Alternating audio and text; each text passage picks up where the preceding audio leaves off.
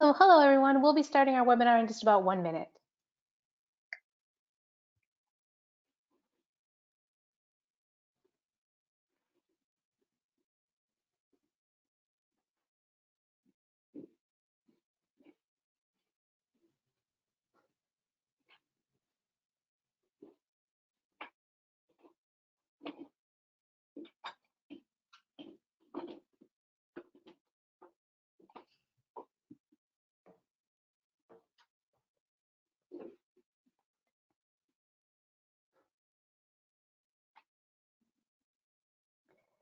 Okay, I'm showing 3 o'clock here on the East Coast, so we'll go ahead and get started. Welcome everyone. My name is Patricia Julianell. I am the Director of Program Advancement and Legal Affairs at Schoolhouse Connection. We want to welcome you all to our webinar today. Getting to the end of the school year on an afternoon here of a holiday week, we're going to be pretty informal today and just kind of have an interview style webinar today, but we do have a lot of information and a lot of really practical strategies to share with you. From my co-presenter, who I will introduce in just a couple of minutes here. A little bit of housekeeping though before we get going. I'm sure you're familiar, most of you, with Schoolhouse Connection. We're a national nonprofit organization working to overcome homelessness through education. We have a number of different resources. If you haven't checked out our website, check it out. We do have a COVID-19 page that has a lot of resources that people are accessing right now, as well as a Q&A that we update almost every day with new information as it comes out. So feel free to check out our resources and join our Facebook group if you use Facebook. It's a really good location to just reach out to colleagues, ask questions, share strategies, and just kind of connect, particularly at this time when we're all a little bit disconnected. In terms of the webinar format, again, I'm sure you're all familiar with this. We do use typed in questions. So there is a questions pane in your control panel. Depending on what version of GoToWebinar you're using, it might look a little bit different, but there should be a box for questions, and you're welcome to type in your questions at any time during our conversation today, because we will have time to get to your questions. So just keep those coming in, and then when we get to our Q&A time, I'll be able to pull those up and share them with our presenter. We are recording this webinar. You do have some handouts in your handouts pane there, which you can download now. If you have any trouble downloading them, don't worry. They'll all be up on our website. If not tomorrow, then certainly by the beginning of next week. So you'll be able to access the recording and the handouts on our website later. What we're going to really focus on today is one of our resources that we put out just about 2 weeks ago called Awarding and Accepting Partial Credits for Students Experiencing Homelessness. And my co-presenter today is Devon Hurt, who was the primary author of that resource. Again, this resource is in your handouts pane right now. It's also available at that link on our website. So you can take a look at it right now, or you can take a look at it later, but that's something that I'm going to be pulling up on the screen here shortly. Super quickly before we get to Devon, we just want to make sure that you know about the law behind partial credits. I know sometimes when we're trying to change systems, whether that be at the national level or the local level, it can help to have a little bit of a law at our backs, so that if somebody sort of just grumbles or doesn't want to do it or doesn't think they need to do it, sometimes it can be helpful to say, well, we actually kind of are required to do this now by federal law. So in case you're not familiar with this particular provision of the McKinney-Vento Act, we want to make you know that it is a requirement. States must have procedures to identify and remove barriers that prevent our students experiencing homelessness from receiving credit for full or partial coursework. So there is a full and partial credit provision in the McKinney-Vento Act. This was added back when ESSA passed in December of 2015. So it's not new anymore, but it was new then. And at the local level, liaisons are specifically required to implement those procedures. So it is both a state and local level requirement to be working on these partial credits and to make sure that students get the partial credits that they've earned. So we're going to spend the rest of our time today talking about how we do that. We want to make sure that you're aware that a number of states also have their own state partial credit laws. This is something that a lot of advocates, including myself, have been working on for a few years. Even though we have the federal law, we know sometimes it's helpful to have state laws too. So if you're in any of those states, hopefully you're familiar with your state law already. If you're not, feel free to take a look at that link on the slide and you can get information about those laws. And if you're interested in having a law like that in your state, you don't see yourself on this list, you can feel free to reach out to me, and I'd be happy to try to help with that. I do work on state policy advocacy around the country. So without further ado, we are going to have an interview today with a very valued professional colleague of mine, and also, in full transparency, a really good personal friend. We went to each other's weddings and we've known each other for a long time. Devon Hurt is a school counselor from NKC School District in Missouri. And we're just gonna have a little chat today, a little Oprah Winfrey, Ellen DeGeneres kind of thing, to talk about really the nuts and bolts and specifics of how do you actually calculate, award, and accept partial credits. So I'm gonna go ahead and pull up our partial credit document, but in the meantime, hi Dee.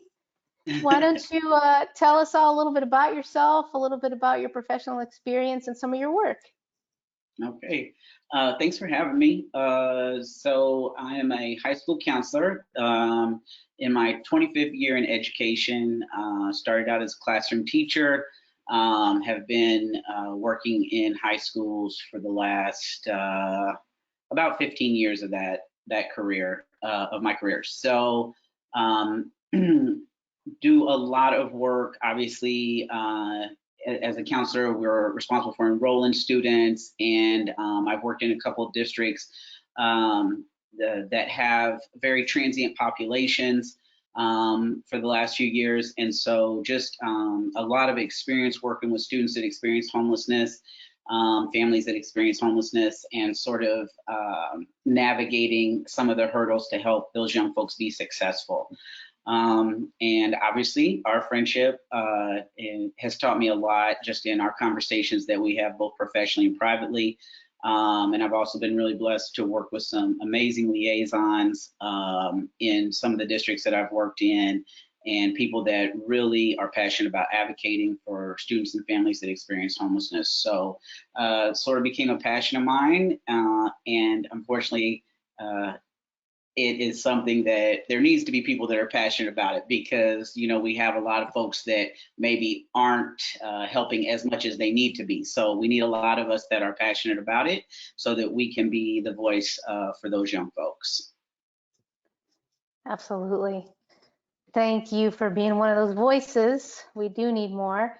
So I'm going to ask you some questions. I'm going to kind of walk, to a certain extent, I'm just going to kind of walk through this document that you prepared for us, but make it interesting and easy to follow for everybody. So I want to just get started with some of the real basics. So let me just kind of scroll down here. You know, when we put this document together, we wanted to try to make it very easy, really kind of almost like a, you know, the For Dummies series, just to try to make it easy for people to walk through, because we know this can get complicated. And one of the initial suggestions that you made was it really works best if the sending school is calculating and awarding partial credits. And so the former school, the school the student came from. Mm-hmm. Why was that one of your recommendations, to try to get the sending school to do this calculation and awarding of the partial credits? Well, you know, honestly, because they're the last place that had academic interaction with that young person. So they know how long that young person's been in school. It puts the onus a little bit back on the adults to be responsible for getting this young person what they deserve and what they're entitled to. If that young person is out of school for a while, you know, the family is already probably going through situations outside of school. If you're again moving because of homelessness and things like that, the last thing I want that student coming to me is to feel like, oh, it's my responsibility to remember everything I've been doing and the credits that I earned and get that information and explain it to the next new person. And so I really want to put that on the adults to, in essence, do their job, right? You're the one that's had the student. You need to give me, as the new adult that's going to be in this young person's life, some information about where they are academically, what they've been doing. And so I want them to award that credit because they're the adults that have been seeing that student. Okay, yeah, that makes perfect sense to me. We talk about that a lot of times too, in kind of the special education context, when a student is in a certain school, gets their IEP done, and then gets placed in another school, and then moves again now to a new school district, and that school district the student might have been living there for months and the school district's never had any contact with them because they're going to another school somewhere else through a special education placement. And it would be weird to have that district all of a sudden sort of figure out what that student needs when they've never even really seen them before. So I definitely get that analogy. All right, so now obviously we want the sending school to do all this and to send to you this really great transcript with all this complete information and all these partial credits, but I'm guessing you get lots of students where you don't get partial credits on their transcripts. And so what's your procedure when that happens? Walk us through what you do when you get information and it's not complete, it's not what you need. Okay, so first thing, young person comes in, is going to enroll in school, and we get some sort of answer to an enrollment type question that indicates to us that this young person or this family could be dealing with some homelessness.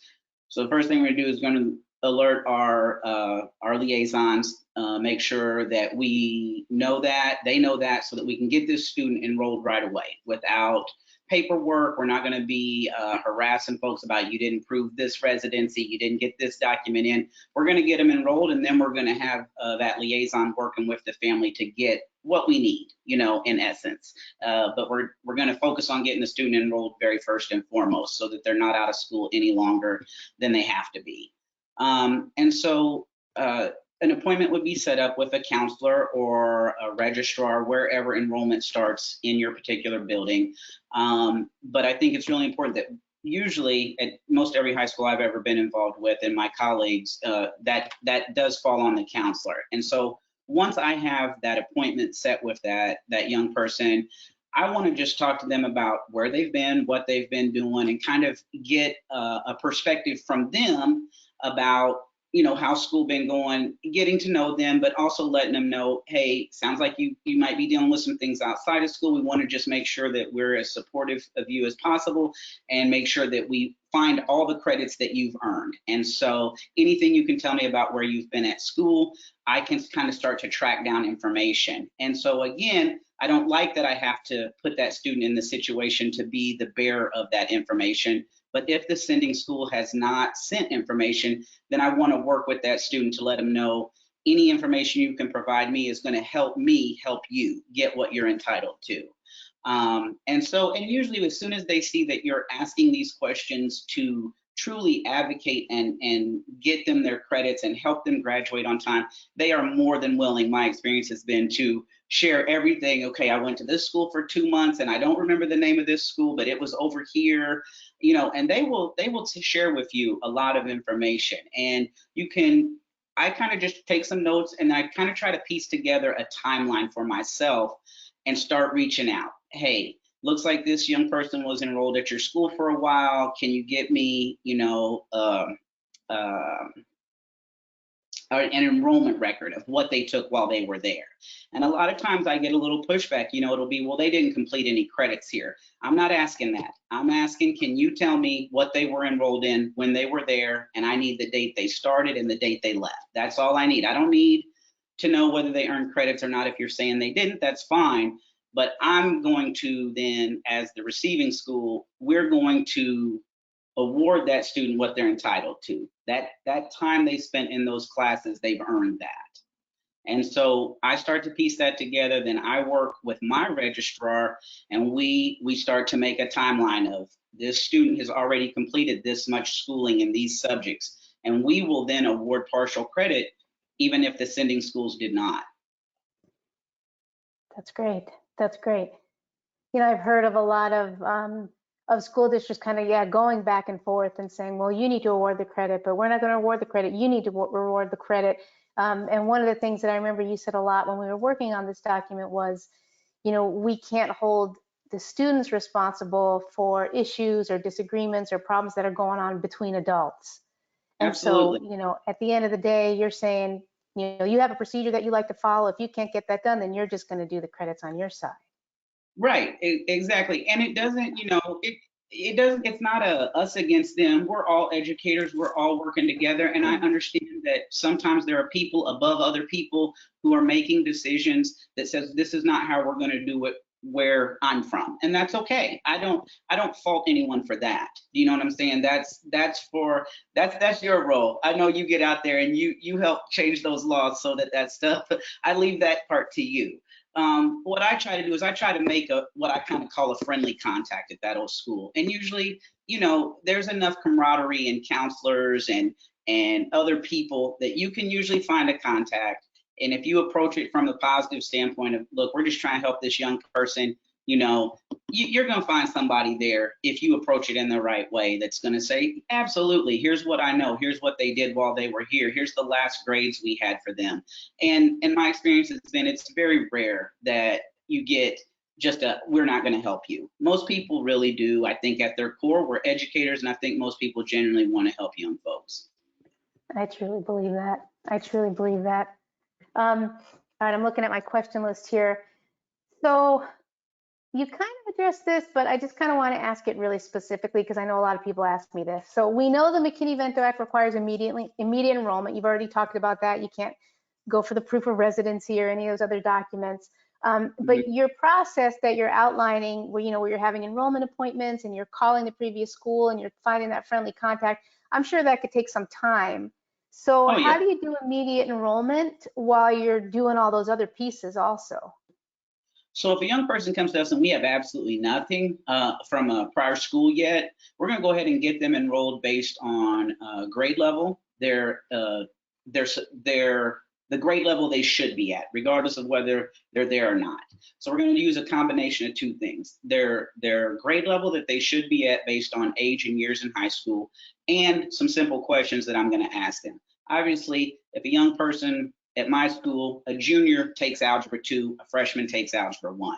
Let's say a young person comes in and they're at junior age, I'm not just going to by default drop them in Algebra 2. I'm going to ask that young person hey, have you ever taken an algebra class?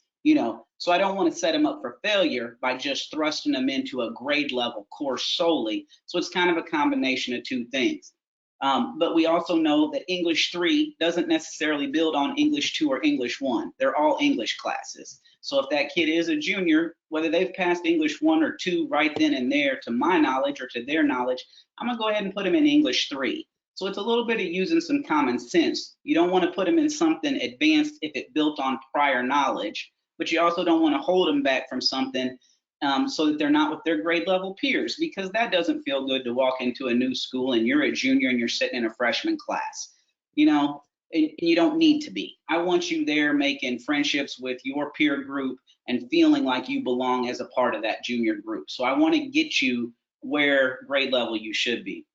And then as I after I get that young person started in classes, that's when then I'm be in my office making some of those phone calls. And a lot of it's emailing and waiting on a response, or making a phone call and leaving a message and waiting on a response. So as I get information, I may need to change that young person's classes, and that's not a big deal. The point was, we wanted to get them in school, get them acclimated, get them a routine. They're coming to school, they're eating breakfast, they're having lunch, they're learning, they're around their peers, they're safe. That's what I want. If you're sitting in the wrong math class for 2 weeks, it's not a big deal. We got to be flexible. And so if I get some information that shows me that this young person is misplaced in the wrong class, I'm just going to call that kid down and I'm going to say, wow, I'm so excited we found some credits that we didn't know you had. And so you get to move on. You don't have to redo this. And by the same token, if that young person comes to me after sitting in that class for a couple weeks, even if I don't have any record, and that young person says, Mr. Hurt, I've taken this class. I already know how to do this. I don't remember where I took this class, but I've already taken this class. Okay, then let me talk to the teacher. Let's look at some of the work you've done, because I want to make sure you're truly ready to go on. And then I'm going to take that kid's word for it. These young folks aren't lying usually just to get onto a different class. Like, they really don't want to sit in a class, just like I don't want to sit somewhere and do something I already know how to do. And so I can move them based on that and then work to find that credit. If that young person is saying they earned that credit somewhere, I already passed this, I already took it, I know I've already studied this, then let's figure out where you took that class at so we can get you that credit. So, it's fluid, and sometimes it's fluid for 2 weeks, 3 weeks, a month, until we may get that young person really locked into the correct class. So I think it's just important to remember you have to be flexible. even beyond maybe school-wide established drop-add deadlines, when you're dealing with kids that are coming from these fluid situations, we have to be flexible. Right, right. That's great. That's great. All right, I'm going to skip one of the questions we talked about because I want to get to this one, because we talked about the whole credit equivalency idea, and I'm just actually going to skip a whole bunch of stuff. We're going to come back to all this, but I'm just going to go right down real quick to the credit equivalency table that you made for us. Okay, so it seems like a key piece of kind of smoothing out these school changes for a lot of our students experiencing homelessness is when you get them into your school, you want to enroll them in the same courses that they were taking at their prior school or equivalent courses. So if your school has the same exact class, like you were just saying, if they were in Algebra 1 for 4 weeks and now they come to you and you have Algebra 1, you can put them in Algebra 1. That seems pretty basic to a non-professional like myself. But I think the hard part is when there's not exact alignment, when the student was in a class at their previous school that you actually don't offer at your school. And so are they just going to lose it? Like, oh, sorry, we don't have welding here. So sorry, you spent 2 months doing welding. That's just lost to you. Obviously, we don't ever want to do that. We don't ever want to tell youth that their time just doesn't mean anything. So I wonder if you can kind of talk briefly about what you mean by course equivalency and how you do that, how you find equivalent courses and get students into them so that they can keep earning those credits. Absolutely. So take the welding that you just mentioned for an example. That would not be uncommon at all for one school, especially someplace maybe if the student was living in more rural area where more industrial arts classes were offered. And then let's say they moved to a more urban area where less industrial classes are offered for a variety of reasons. So let's say they're taking welding at their prior school and they get to my current school that I work at now. We don't have welding, but we do have wood shop. So what I'm going to do is, I'm going to explain to the young person, I'm so sorry, I wish we could get you in welding, but we don't. But the industrial art class that I can get you into is wood shop. Now, a lot of times what happens with those industrial arts classes is there's a lot of safety protocols that teachers have to go through with their students and they're required to do before the young people can actually be in the class. So then that would fall on me to work with that teacher to let them know, this student is transferring from, a school, they were in welding, they were not in wood shop. Obviously, we don't offer welding. They need to be able to earn their practical art credit. So they're going to be coming into your class. I may say, we can work with the student, whether that be a tutor, myself, a teacher aide, someone in the building, a learning lab, somewhere in your building. Most buildings have some sort of student support center. We'll work with that student to make sure they pass the safety exam to come into your class. But until they've passed the exam, they can still earn full credit by participation in whatever manner. It may be book work, it may be something else. So sometimes there's some navigating you have to do with teachers so that they can follow their rules of their classroom, but also so that we can serve the student ethically and responsibly and getting them into an equivalent course. Now, let's say the kid said, I hated welding when I was in it. I don't want to be in welding anyway, so that's no big loss to me. Welding is a practical art at our school. Well, if they don't want to go to wood shop, okay, why force a kid into something that we don't offer anyway, and they're telling you I really didn't like the industrial arts. Foods class is also a practical art. Fashion class is also a practical art. Computers, business classes are also practical arts.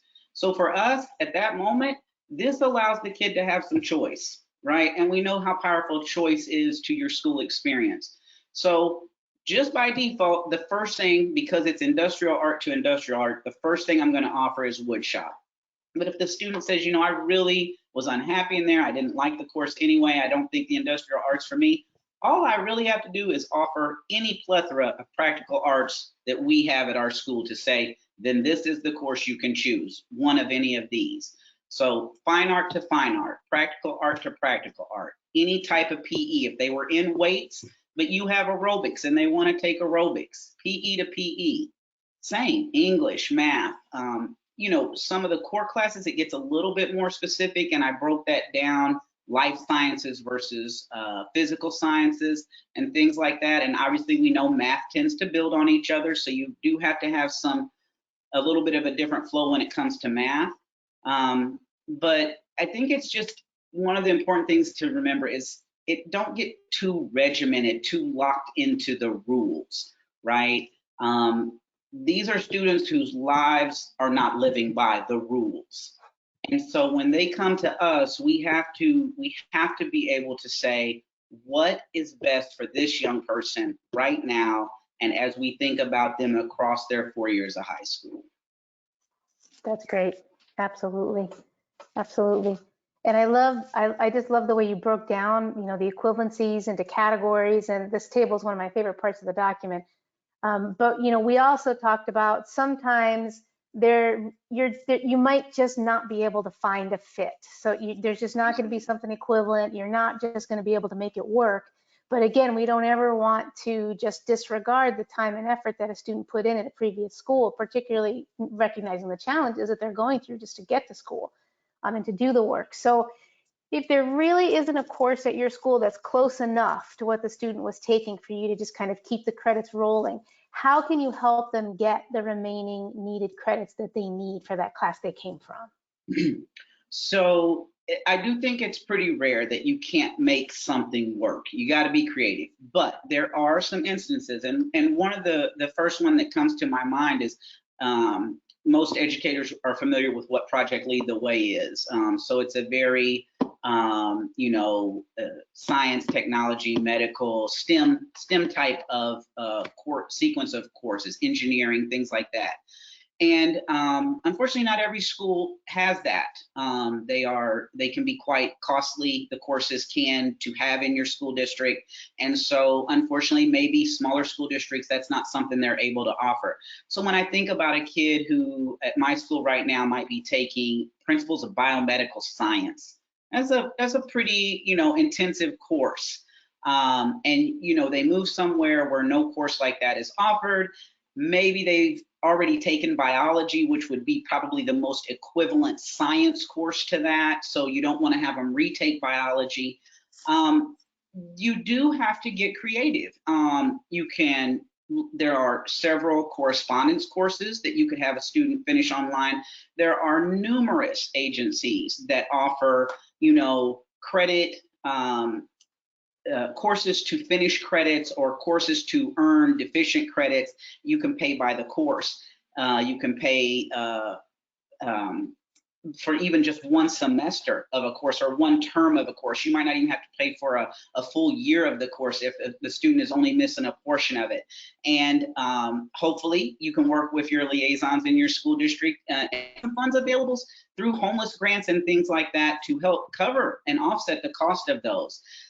You could work with the sending school if they are cooperative with you. You could work with the sending school to possibly come up with some sort of a packet. Obviously in this day and age, pencil and paper work is not our go-to. That's not how we educate young folks anymore. But again, in a circumstance where we don't want a student to lose a credit, we might have to get creative and use something like that. And if all else fails, you can say, okay, this young person finished half of a term. So let's say in my district, a term is a semester. There's 2 semesters in a year. So each semester is a half credit. I know not everyone is like that, but I'm just going to use my own self. So let's say that young person came to us halfway through the term. What we may do is say, you know what, we can't finish this course. There just really isn't a way for us to allow you to finish this course. Okay, fine, we're done with that. But what we are going to do is we're going to give you 0.25 credit on your transcript for the half a term of that course that you completed. Because we're not going to say you just didn't do nothing and it's just lost. You did something and you earned it. So, and in the big scheme of things, someone may think, well, that 0.25, I mean, well, how's that help the kid really? Like, where does the other 0.25 come from? Eventually, that kid could be in the same situation a year down the road and miss another half a term of a different class. And now suddenly that 0.25 may be the difference of whether they graduate on time. I've literally had students that have graduated from where I'm working, and we were pushing at the last minute of how are you going to earn a 0.125, half of a term, and so you just never know. You just don't ever want to tell a kid that the work they did was not earned, was not valuable. That's great. Absolutely, that's great. And I think, like you were saying earlier on when you were talking about meeting with the students when they first come in, you know, when they feel that you are advocating and fighting for them and doing the best that you can to make their school experience valuable and to recognize their work, that always does make a difference. You know, our scholars talk about that all the time, about how when they felt like people at school believed in them, then that made them, you know, so much more focused, or you know, it made it kind of worth the tremendous effort and work that they were putting in to try to be focused on their studies, to feel like they had people behind them, basically. Absolutely. All right, so let's get into some nuts and bolts of actually calculating the partial credits. And you kind of already talked about that. You know, you said you have a semester and a half a semester would be 0.25 credits, but tell us a little bit about what if the sending school sends you partial credits, which is great, that's what we want, but they have a different credit system. So instead of doing 1 credit a year the way you do, they do 3 credits a semester. So now the math is all weird. So if they have a different credit scale, how do you translate that to something that makes sense for you and your system? So I think it's real important then to look just, it's just kind of a formula, right? Like, here is their formula. This much time, you know, August to December equals this many credits. If the young person passes, or, you know, maybe they have tristers, so they have 3 terms in a year where I only have 2. So what we try to do is not get too caught up into what the other place was doing, but more the amount of time that the young person was at that prior, not as much at, oh, they earned 3 credits, but we would look and say, okay, they earned 3 credits at being at that school from August to October, okay? Well, from August to October is half of one of my terms. So if their enrollment date was August and their exit date was October, then any grade they earned for us that was just a traditional 1 hour, 1 block, whatever you may be using class, we're going to say they've earned a 0.25 for that. So the 3 may get changed to a 0.25 to us. But if they were there the whole term from August to December, for us, that's a 0.5. It's a half. So again, if they come to us, we're going to just transfer whatever they were earning over to our system. So not getting too caught up in what the other place did, but more looking at the time. Okay. It sounds so easy when you say it. It sounds sort of like, well, duh. But you know, but I know that it is complicated. So I like the way you're just breaking this down and just making it real easy. And I guess it would Right. be the same the other way. If you're sending a student, so students leaving you, going somewhere else, you're just going to calculate based on your numbers. And then that new school will have to do the same thing. They'll say, okay, well, what does this mean to us in terms of the amount of time that student was in school? Absolutely, absolutely. You know, it's similar. Sometimes we have international students that come where school is a year-round situation, right? And so their credits are very different. You know, we have kids earning, you know, 8 credits in an academic year, and I've had international students that earned 30 credits in an academic year.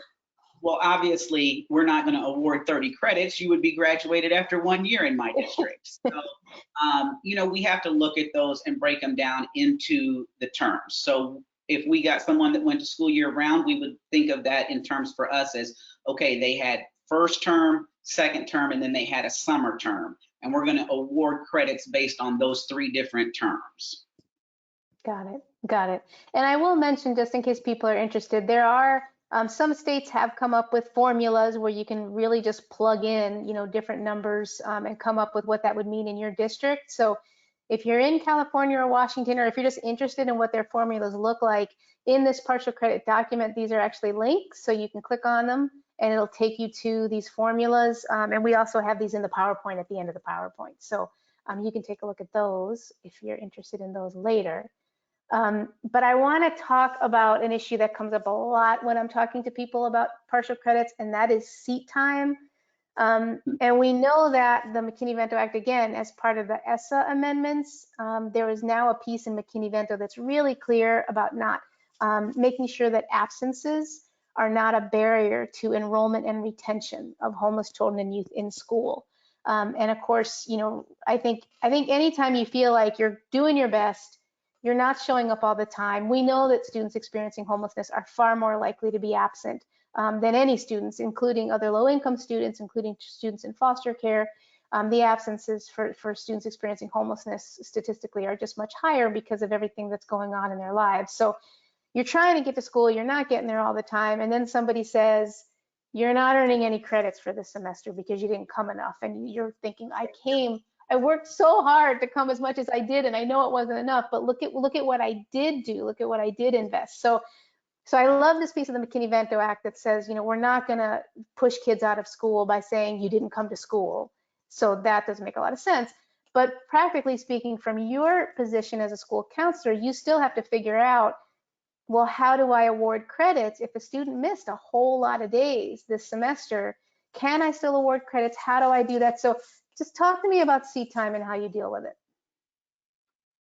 I've worked in district, and both of them handled it differently. So I just recently, after 13 years, left a district that was very big on seat time. And so literally, if you missed a certain number of days in a term, you got what was called an NG on your transcript, which was called a no grade and no credit. And there were some parameters to make up that seat time and possibly earn your credit back. But if you didn't do that within the proper window, then you truly lost your credit. And now I work in a district that we do not have seat time. We don't determine grades based on how often you are physically sitting in a seat. And I think for me, I think seat time is I'm just gonna be honest, I think it's kind of stupid. And the reason I do is because, to me, if your academic instruction as a teacher, and I say this coming from the place of when I was in the classroom as well, so I hold myself to this same standard. It's not anything negative about educators.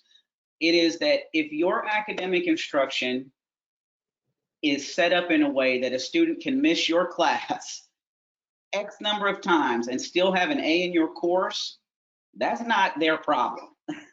And you know what I'm saying? I think back to going to college, since that's my most recent, and even that's been a long time, experience. I couldn't have just missed day after day after day after day after day of my college courses and been successful. The rigor was just too hard. I would have missed out on too much. And there's certain things you can learn on your own, but then there's certain things that you just need that instruction for. But the other thing I think that's really important is to recognize, and if nothing comes out of this whole COVID-19 situation, we are educating everyone in this country right now remotely. So why are we so focused on whether a young person's bottom was in a seat in the walls of the building? And I have worked on the other side of things and understand ADA and money and funding and how schools are funded. I'm very familiar. And I understand attendance percentages are important. I very much understand how places are accredited and so on and so forth. But I think we have to move into this century and think about that if a young person who is struggling with stability and a roof over their head and transportation to the place they're supposed to be at because they slept at someone else's house last night that wasn't on a bus route, or that their cab wasn't picking them up at, and they log on to the computer that's provided for them and do their schoolwork or look at the video that the teacher posted for that day's lesson or whatever, why are we creating a barrier for them that says you weren't here, you didn't earn? I got on and did, or I missed 2 days, but when I was able to get back on the third day, I got caught up. I engaged. I said, okay, this is what I missed. This is what I turned in, and I'm back where I need to be. Like, we have to stop thinking that that student sitting in front of us is the only way for them to earn their credit, because it's not. And this whole epidemic is showing us that there's a lot of ways to educate people. Yeah, I talk to a lot of youth who, it's just so demoralizing. I think demoralizing is the word, when they're struggling so hard and they know they're missing a lot of school and they don't want to miss it, because also that's a place that's safe, it's warm, they've got their meals there, but they miss it, and then They feel like the efforts they're making to show up when they can and to get caught up, like you said, are being disrespected. And then, you end up with students dropping out because they're saying, look, I could go work full time and at least have, a little bit more stability. And then we know that becomes a cycle because lacking a high school diploma is the single greatest risk factor for experiencing homelessness as a young adult. So yeah, we've got to figure out a way to make this work better for students. And I think just to know that if a young person has missed a couple of days, and one of the first things that's said to them when they get back in our building is a question about like, where were you, or why did you miss, or you've missed 2 days and that was important, or like that doesn't feel good to come back to. So if you feel like you're going to be judged or criticized or whatever when you walk back in, and I'm 15, 16, 17 years old, then my mind is like, it doesn't matter, I'll just stay away. Like, that doesn't feel welcoming. It doesn't feel like, instead of hey, I'm so glad to see you today, is everything okay? All right, let's get started. If that's our approach, welcoming those young folks back regardless of whether they've been out a few days, and then actually asking them like, is everything okay?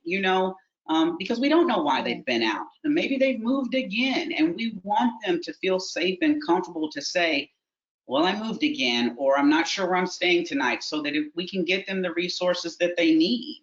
We just have to be careful about letting that seat time get in the way of our more personal, empathetic connections with folks. Yeah, totally.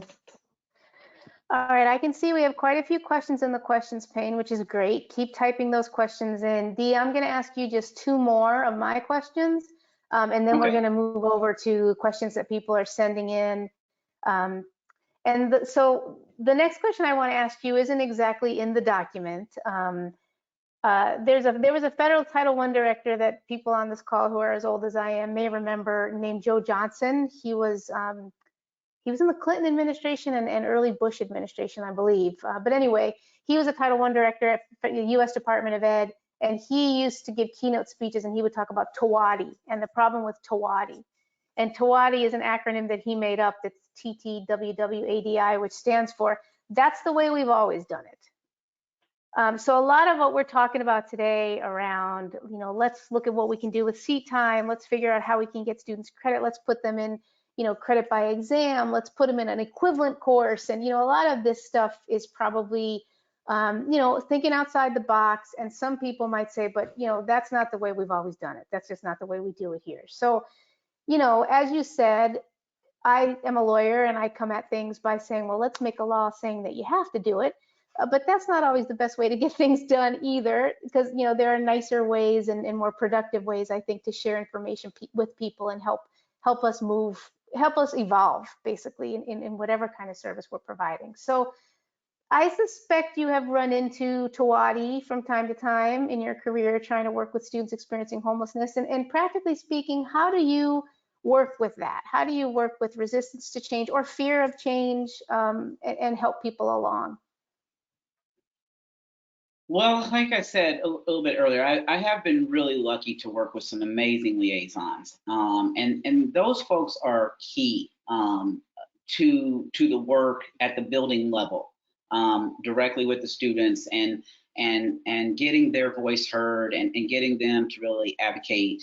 So this is not a me out here just advocating. This is a team of people that you have to know those people in your district, in your building, who are going to work for those kids and who are going to fight for those kids to help them be successful. So first and foremost that. But yes, I think change is inevitable. And I think one thing that's really important to remember when you're working with folks that may be resistant to it is, just like I was saying, even though I think seat time is a less than stellar plan, I understand its role in attendance and money and accreditation.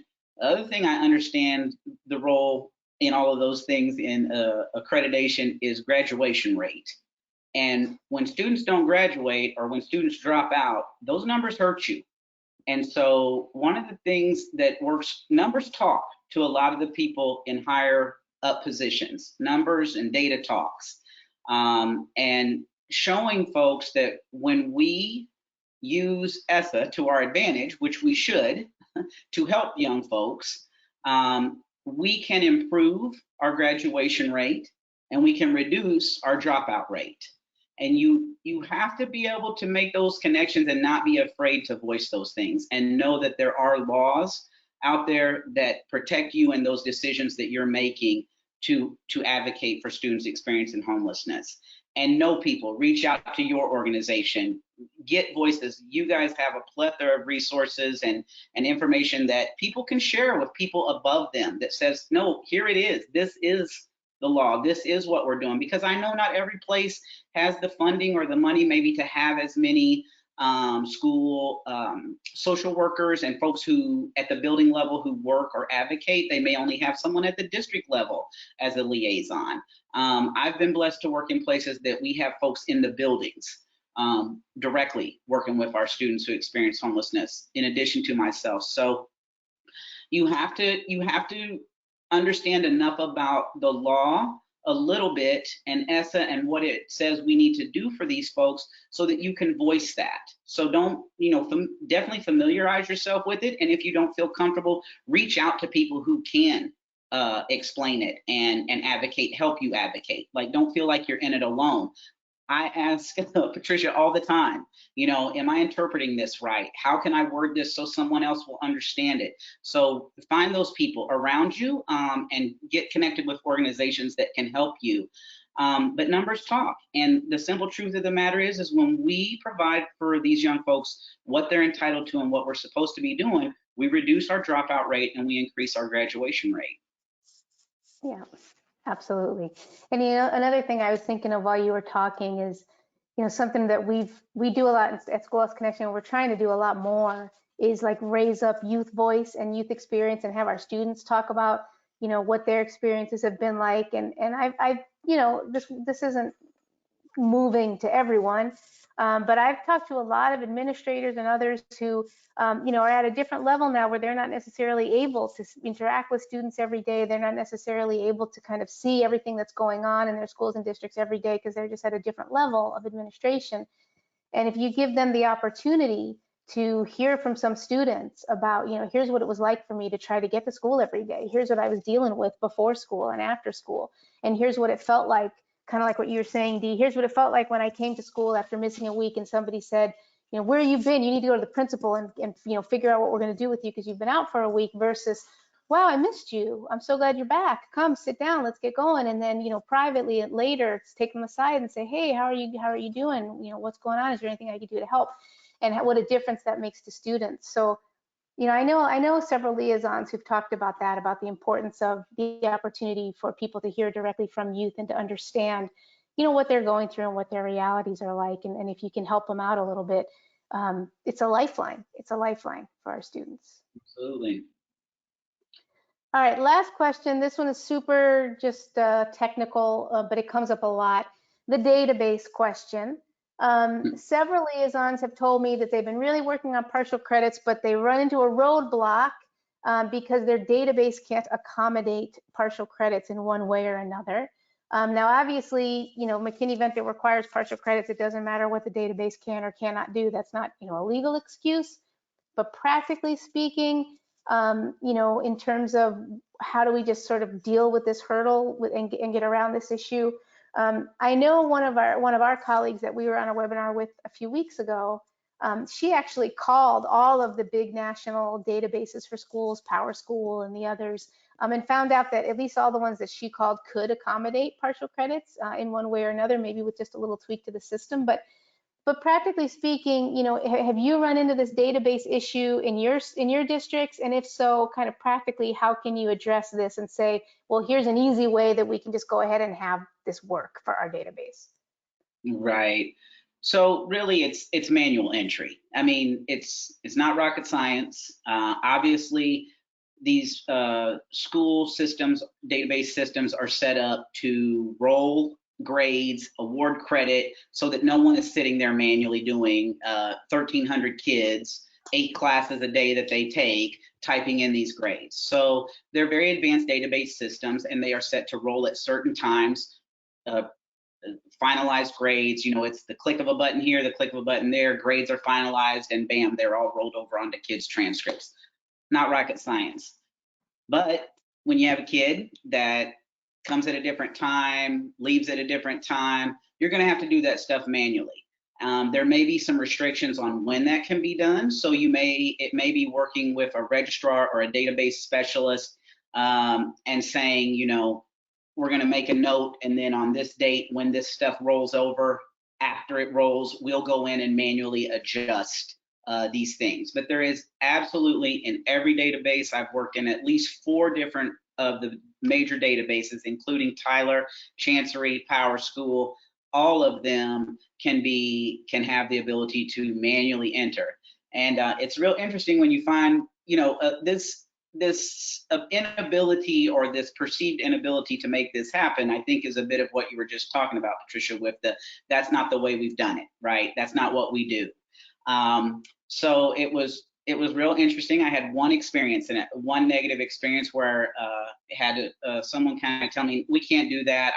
We can't put, there's no way to get this 0.25 credit on this kid's transcript. I said, no problem. I said, we'll go ahead and just 86 their entire transcript that's in the database, and we'll manually type one up. And suddenly, when someone was going to have to manually do this entire kid's school history, it was real interesting how quick we were able to find a way to get that 1.25 credit class added to their transcript. So, you know, again, it's just some folks are resistant to change. Change is hard for everybody. But I really believe when you just continue to approach people from, we're doing what's best for this young person, we're doing what's right by this young person, can you help me, instead of, you're going to do this, you know, asking goes a long way. So again, reach out to people. Like you said, one of our colleagues has already verified that this can be done. So if you're having those problems, reach out to you and get that information. All right, that was awesome. Thank you very much. We have a lot of interest and a lot of questions here in our questions pane. So I'm just going to start going through some of these questions and try to go in an order that makes a little bit of sense. So just kind of following up about sort of the issue you were just talking about some of the objections that you might get sometimes. Dee, somebody's asking, how do you battle someone saying that all this is just social promotion? Well, I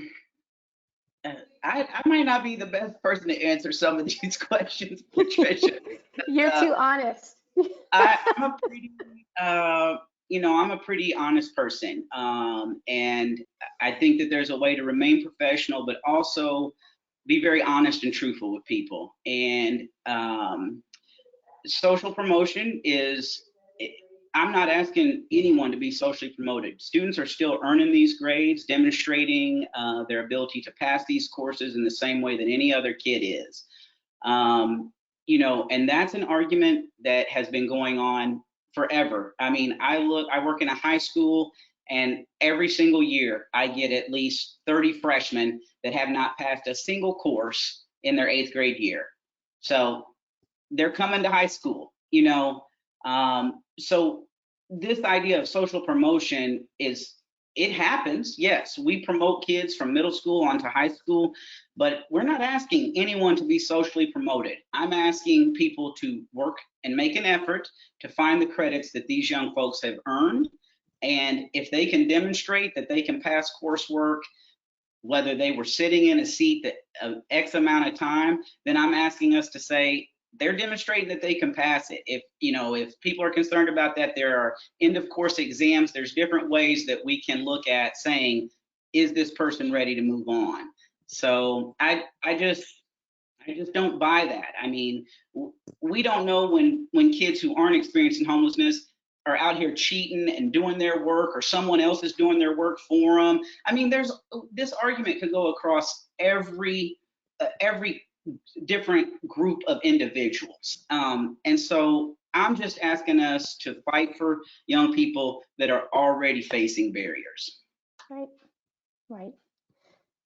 So let me ask you a practical question. And I'm guessing that this is probably a procedural issue that varies from district to district, but where you worked, have you worked in a district where the liaison actually has the ability to award credits if the counselor disagrees or for whatever reason the counselor is not doing it? Have you ever worked with a liaison who'll just sort of go into the database or otherwise say, no, we're going to do the partial credits? They wouldn't be the ones going into the database. Most of them aren't even going to have access to it.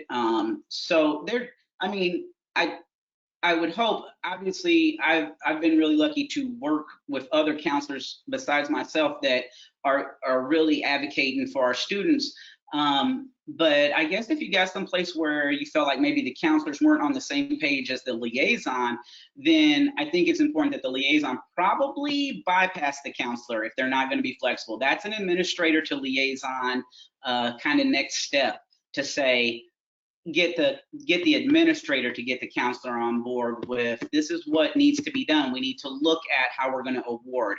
And then the principal could probably give the permission to the liaison to work with the database person of getting that awarded. But it would definitely have to be someone at the building level involved in an academic role that could do sort of the math, if you will, to say, okay, this would be a 0.25 credit if this young person was here this long to this long and got a C in the class. So yeah, you wouldn't want to do that and probably overstep a bounds, but just make sure that you work with someone that's still involved in an academic position. That makes a lot of sense. Yeah, that totally makes sense. Okay, so here's a question. You have a student coming into your school and you're looking at gathering those credits as they come in. So when you're looking back at their previous school, do you consider attendance as well when you're determining how many credits to award? I'm, again, just because of what ESSA says, right? Like that attendance in essence should not be a barrier. So I'm not super concerned with that. I'm looking at their enrollment time that they were at the prior school and the grades, the final grade that they left with. Now, obviously, if they were enrolled there 2 months, but they had an F in the course, they're not getting any credit for that class. They still had an F. So they're not getting any credit for a course that they did not pass. But if they were satisfactory passing whatever the passing mark was in that particular school, then I'm going to look at that time period that they were there, and we are going to ask the sending school to award partial credit for that time period. And if not, we're going to award it, or we're going to make sure that they get into an equivalent course and get credit for that portion that they had done prior to coming to us. Okay, got it. Now, what if, and this is just a follow-up question that I actually just had. So what if, like you said, that they failed the first 2 months, let's say, whether that's attendance or whatever, they come in with an F in Algebra 1 for the first 2 months. You're able to get them into Algebra 1, and maybe they're in a slightly more stable environment now, and they actually do pretty well, and they get B's or C's or whatever for what's left. Is there a way that you can actually go back and give them credit for the whole semester based on what they did those 2 months that they were with you? Well, they're going to get that credit for the semester, because remember, that's no different than, let's say I'm the student, for example, and I've been at this school my whole life, and I come in and I'm just not taking school seriously the first 2 months, and I have F's on my report card, but then my parents get on me and I start working harder because I don't want to lose my phone or my car or whatever, and now I pull out a C by the end of the semester. There is nothing on the transcript about what I did the first 2 months I was there, right? The only thing that rolls transcript is my final grade. So here I am, stable home. My parents got on to me. I got my butt in gear. I passed my class. This young person may have had an F, the young person that's experiencing homelessness may have had an F wherever they were. They come to us. We're going to enroll them in the course. They start working hard. They have some more stability. Maybe they have a phenomenal teacher who's giving them some extra help, or maybe they just get it, now, or whatever reason they're able to do better and they pass by the end of the term. That's all we're concerned with. We're not concerned with what grade they had before. Great. And even when they come in on transfer grades, this was a point I wanted to make. So let's say that young person does come in and there was no lapse in their enrollment. They left in October of their prior school. They enroll a week later at my school, okay?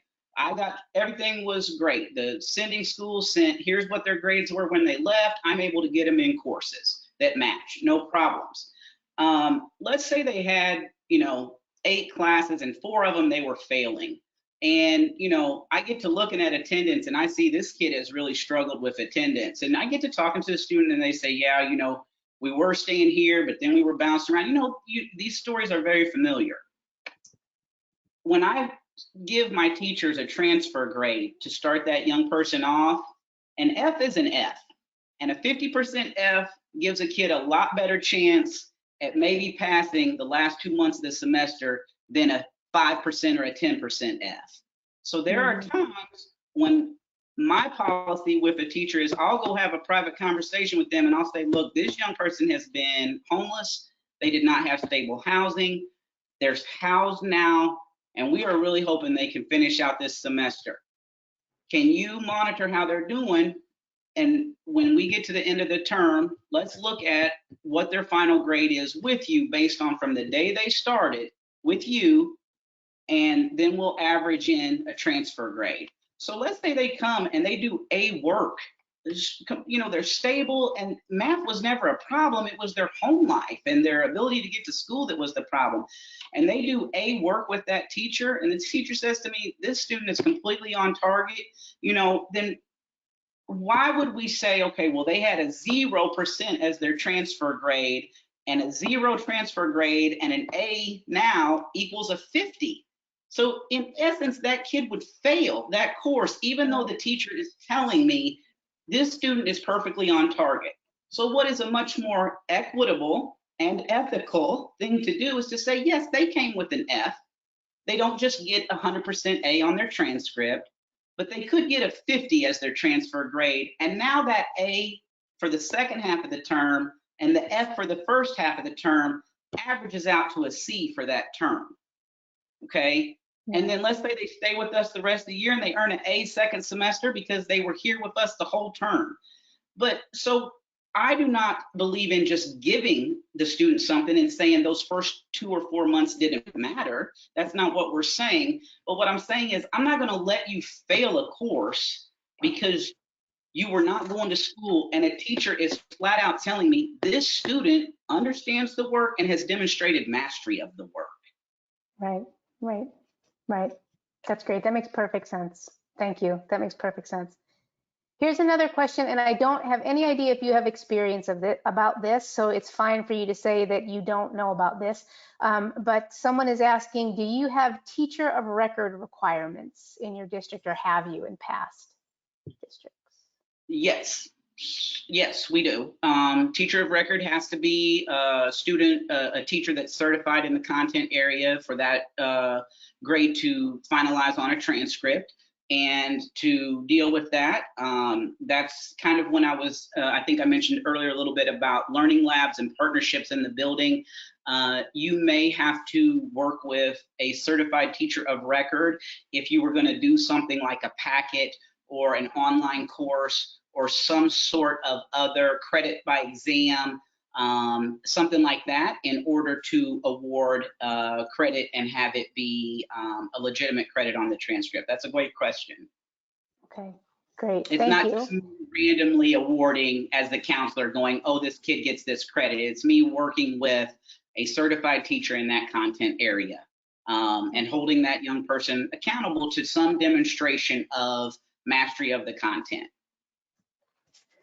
Well, that was a great question and great answer. I learned something new. I did not know about that at all. So thank you both for the question, Tyler, and for the answer, Dee. Here's just a comment that I want to share because people might be interested in this. Someone is commenting that the end of the semester grade being what is used is known as standards mastery, and this person suggests looking up Robert Marzano for more information. He's the education research guru on it, and it 100% aligns with what we are saying and doing with our work. So just as another, as we were talking about Tawadi and how do we, kind of talk to people about why this is so important, some people respond to numbers, some people respond to youth, some people respond to research. So looking up Robert Marzano and his research could be helpful. So thank you, Jessica, for that suggestion. Let's see, we do have some more questions coming in. Someone is asking, where do we find our state's law regarding partial credit? So that's actually a really easy one. Right here on this slide, this link will take you to Schoolhouse Connections documents where we have all the laws that currently exist on this document. So let me bounce back up here. These are the 7 states that currently have laws on this. We're hoping that there will be many more states added to that list next year, but that's what we have right now. And this document will be able to take you to those laws. So that was an easy one that I don't even have to bother D with. Let's see what else we have here. Patricia, can I throw in one thing while you're looking through those questions that I think that I didn't mention?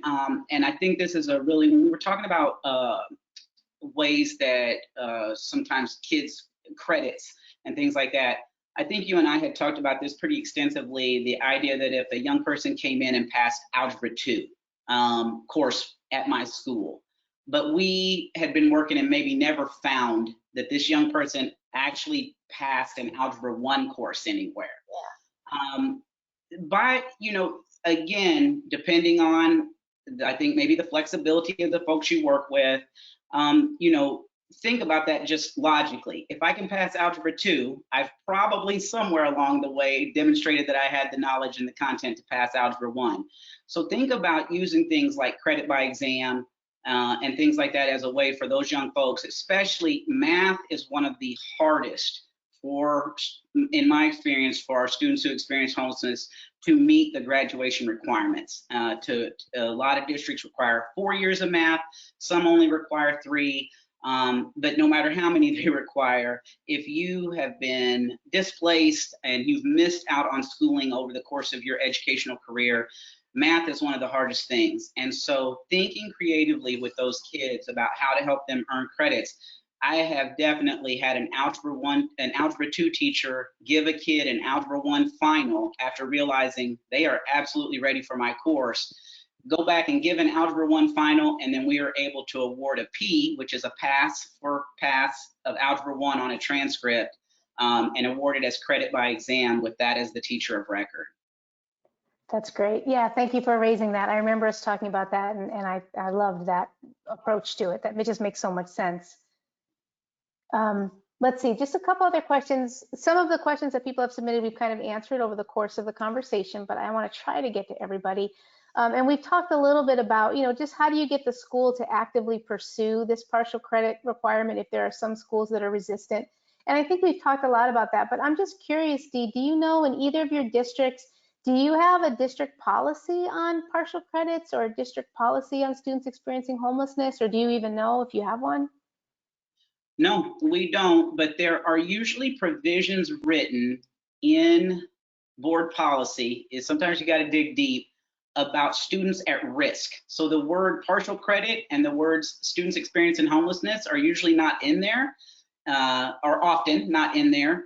But you have to remember that any of your policies that apply to your at-risk populations by default apply to your students experiencing homelessness. And so sometimes there are things like, we have a policy, just one of the ones I'm thinking about our at-risk students. So for example, if a student comes to us as a senior, transfers to our school district as a senior, and they are at risk of not graduating on time under our graduation requirements for any reason, so simply by the fact that they transferred to us in their senior year and our graduation requirements may be more strenuous, more credits required than their prior district, then we can petition for that student to graduate from our district under their prior district's graduation requirements.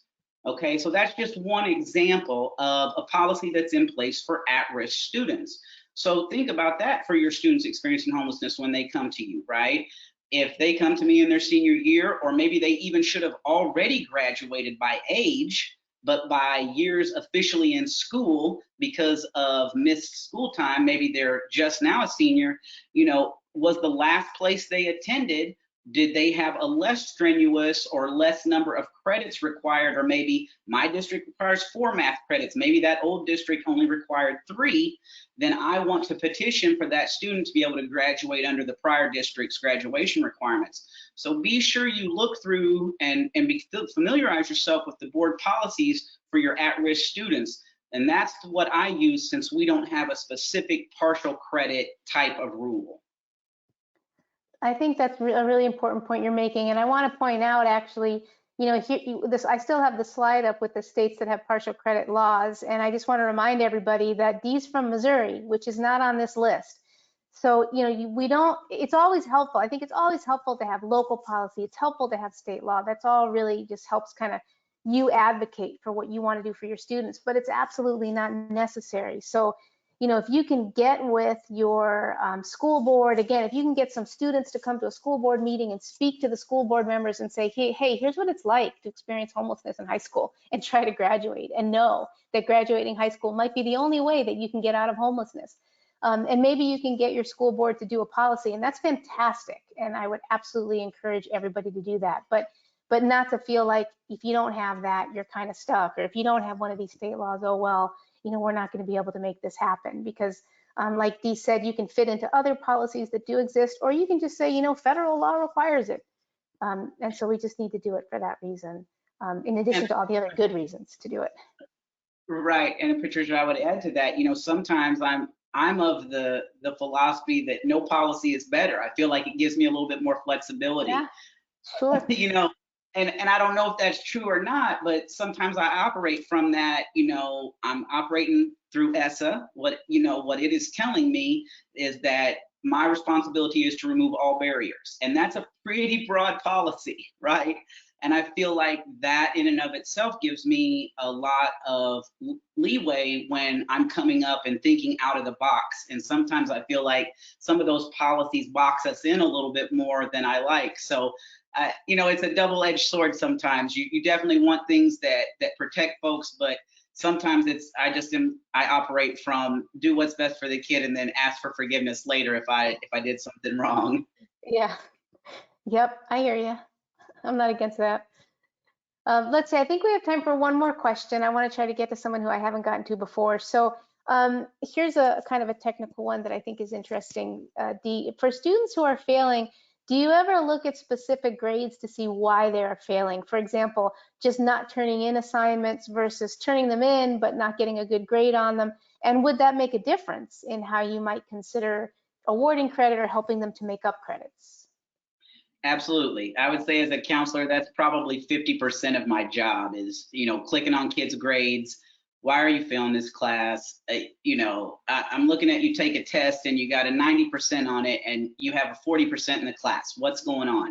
You know, and so especially for those kids that I'm not turning in work. I can perform on these exams. I can demonstrate that I understand the content, but I just don't turn in work. You know, those are conversations. You don't turn in work because I found out that he goes and he works from 4 to 10 every single night. So that's what he does after school. He's not going to do busy work. And again, I'm not saying that's right. And I'm not saying we should just say, oh, well, you don't have to do it because you don't want to.